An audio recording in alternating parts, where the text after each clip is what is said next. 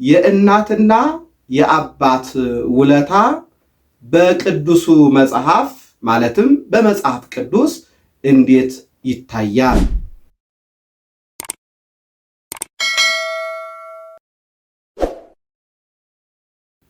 በስመ አብ ወወልድ ወመንፈስ ቅዱስ አሃዱ አምላክ አሜን። የእግዚአብሔር ሰላም በያለንበት ይጠብቀን ይብዛልን። የእግዚአብሔር ቤተሰቦች ዛሬ እንደ እግዚአብሔር ቸርነት የምናየው እንደ እናታችን እንደ ቅድስት ድንግል ማርያም አማላጅነት የምንመለከተው እንደ ቅዱሳን መላእክት ተራዳኢነት ልናስተውለው የሚገባው አንድ ነገር እንድናይ ነው። ይኸውም የእናትና የአባት ውለታ በቅዱሱ መጽሐፍ ማለትም በመጽሐፍ ቅዱስ እንዴት ይታያል? እንደ እግዚአብሔር ቸርነት አምላካችን ቅዱስ እግዚአብሔር በኦሪት ዘጸአት ምዕራፍ 20 ላይ ከቁጥር 12 ላይ ከ10ቱ ትእዛዛት መካከል እንዲህ ይለናል።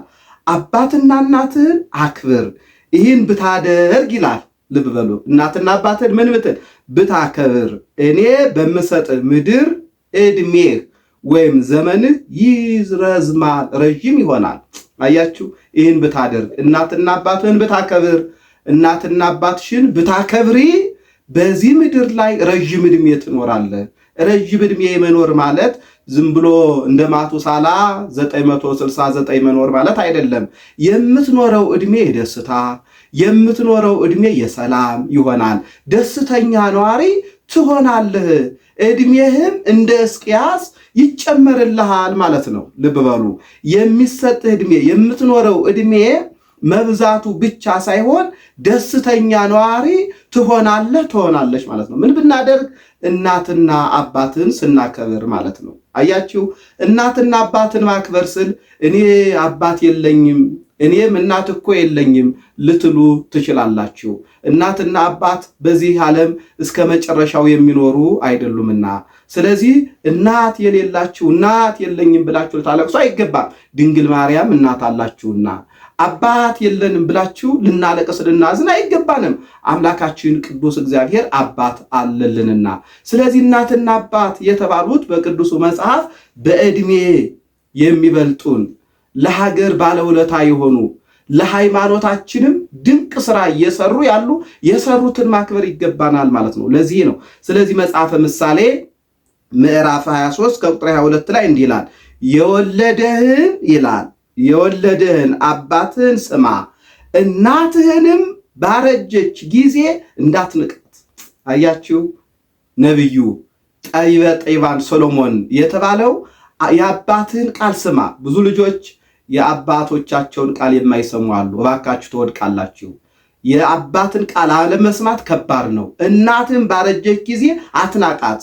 እናትህ ጎንበስ ያለችው እናትህ ያደፈ የለበሰችው አንተን ለማስተማር ብላ፣ እናትህ ያልተማረችው አንተ እንድትማር ብላ እንደሆነ መዘንጋት የለብንም። ልንረዳው ልናውቀው ይገባል ማለት ነው። የእናታችን እጅ የሻከረው እኔና እናንተ እንድንበላ የኔና የእናንተ እጅ እንዲለሰልስ እንደሆነ መርሳት የለብንም ማለት ነው። ለዚህ ነው ብርሃነ ዓለም ሐዋርያው ቅዱስ ጳውሎስም ለኤፌሶን ክርስቲያኖች በጻፈው መልእክቱ ምዕራፍ 6 ከቁጥር 1 ላይ እንዲህ ይላል፣ ልጆች ሆይ ይላል። አያችሁ ቅዱስ መጽሐፍ እንዴት እንደሚል። ልጆች ሆይ ካለን በኋላ ለወላጆቻችሁ በጌታ ታዘዙ። በማን? በእግዚአብሔር ዘንድ ታዘዙ። ግዴታችን እኮ ነው መታዘዝ። አምላካዊ ትእዛዝ ነው ማለት ነው። ይህ የሚገባ ነውና ለእናት ለአባት መታዘዝ፣ በዕድሜ ለሚበልጡን አባቶች እናቶች መታዘዝ የሚገባ ስርዓት ነው። ለካ በማን የተሰጠ? በአምላካችን በቅዱስ እግዚአብሔር የተሰጠ ነው ማለት ነው። መልካም እንዲሆንልህ ዕድሜህም በምድር ላይ እንዲረዝም አባትና እናትን አክብር። አያችሁ፣ ኤፌሶን ብርሃነ ዓለም ሐዋርያው ቅዱስ ጳውሎስ ታውቁታላችሁ። 15 ዓመት የኦሪትን ሕግ የተማረ በታላቁ በታዋቂው በገማልያል እግር ስር ቁጭ ብሎ ማለት ነው። 15 ዓመት ደግሞ የዚህን ዓለም ፍልስፍና የተማረ ምሁር ነው። በአጠቃላይ 30 ዘመናትን የተማረ ብርሃነ ዓለም ሐዋርያው ቅዱስ ጳውሎስ ለእናት ለአባት መታዘዝ ትልቅ በረከት እንዳለው ነገረን። አስረዳን ማለት ነው። ይሄ ብቻ አይደለም። እስቲ ለወላጆቻቸው የታዘዙ እነማን ናቸው? ለወላጆቻቸው ታዝዘው ውለታ በቅዱስ መጽሐፍ እውነተኛውን ቃል የፈጸሙ እነማን ናቸው የሚሉትን ብዙ ቢሆኑ ከብዙ በጥቂቱ የተወሰኑትን እናያለን። ለምሳሌ ይስሐቅን ማየት እንችላለን። በኦሪት ዘፍጥረት ምዕራፍ 22 ከቁጥር 1 ላይ እንዲያውም ይስሐቅ ለአባቱ ለአብርሃም በመታዘዙ የእግዚአብሔር ወልድ ምሳሌ ሆኗል። ለምሳሌ ወደሚሰዋበት ቦታ እንጨቱን ተሸክሞ ወደ ሞሪያ ተራራ ወጣ ይላል።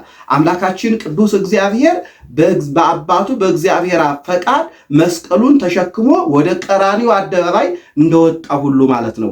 እንዲሁም ለመሰዋት አንገቱን ደፋ ይላል። መድኃኒታችን ኢየሱስ ክርስቶስ እንደተሰዋ አያችሁ። እስከ ሞት ድረስ ለአባቱ የታዘዘ ማን ነው ማለት ነው? ይስሐቅ ነው። ስለዚህ በረከት አግኝቶበታል። ሊሰዋም በሱ ዘንድ ፈቃዱ ሆኗል በአባቱም ዘንድ። ነገር ግን እግዚአብሔር በሱ ፋንታ በዕፀ ሳቤቅ የታሰረ በግ አወረደለት ማለት ነው። ስለዚህ ለእናት ለአባቶቻችን ስንታዘዝ ያልታወቀ በረከት ያልታወቀ ጸጋ በዓይናችን ያላየነው በጆሮአችን ያልሰማነው በልቦናችን አስበነው የማናውቀው ሀብት አምላካችን ቅዱስ እግዚአብሔር ይሰጠናል ማለት ነው። ልንታዘዝ ይገባናል ማለት ነው። ሌላው ዮሴፍ ለአባቱ ለያዕቆብ እንደታዘዘ ለወንድሞቹ ምሳ ለማድረስ ወንድሞቹ ክፉ ነው ቢሸጡትም ማለት ነው። ኦሪት ዘፍጥረት ምዕራፍ 37 ከቁጥር 1 ላይ ተመልከቱት። ምን አይነት የዋህ እንደሆነ ምን አይነት ታዛዥ እንደሆነ ለወንድሞቹ ሽጣችሁኛልና በሸጣችሁ ፋንታ ክፉ ላድርግባችሁ ያላለ ደግ ነው። ማን ነው? ዮሴፍ። ስለዚህ መታዘዝ ትልቅ በረከት አለው። የመጨረሻውና ዋናው አምላካችን ቅዱስ እግዚአብሔር ለእናታችን ለቅድስት ድንግል ማርያም ታዟል። አያችሁ፣ በዚች ምድር እንደኛ ሰው ሆኖ መታዘዝ የማይገባው አምላክ ቢሆንም መታዘዝ እንዳለብን ሲያስተምረን ታዟል። በዚህ በሉቃስ ወንጌል ምዕራፍ 2 ከቁጥር 51 ላይ እንዲህ ይላል፣ ይታዘዝላቸውም ነበረ። ለዚህ እኮ ነው አምላካችን ቅዱስ እግዚአብሔር እንጨት ለቅሞ በነፋሳት አስሮ በደመና ጭኖ ይታዘዝላቸው ነበር። ስለዚህ መታዘዝ ትልቅ በረከት ያሰጣል ማለት ነው። ስለዚህ የእናትና የአባት ውለታ በቅዱሱ መጽሐፍ የምንከፍላቸው በመታዘዝ ነው። የእናትን ውለታ 9 ወር ከ5 ቀን በማህፀኗ ተሸክማ 3 ዓመት ከዚያም በላይ አጥብታ ተንከባክባ አሳድጋ የእሷ ውለታ በዚህ ይመለሳል? በመታዘዝ ብቻ ይመለሳል? አባትስ ልጅ ገባ ወይ አልገባ ወይ ስንተኩስ እየተጨነቀ እያሰበ ልጅ በላን አልበላም እያለ የሚጨነቅ አባት በመታዘዝ ዋጋውን በእነኚህ የእነሱን ውለታ መልሰን እንጨርሰዋለን? አንጨርሰው። ነገር ግን ልንታዘዛቸው አባዬ ሲያዙ አቤት አባዬ እና ማየ ስታዝ አቤት ማየ ብለን ብንታዘዝ በረከተ ሥጋ በረከተ ነፍስ የሚያሰጥ ከትልቅ ደረጃ የሚያደርስ እንደሆነ ልናውቅና ልንረዳ ይገባል።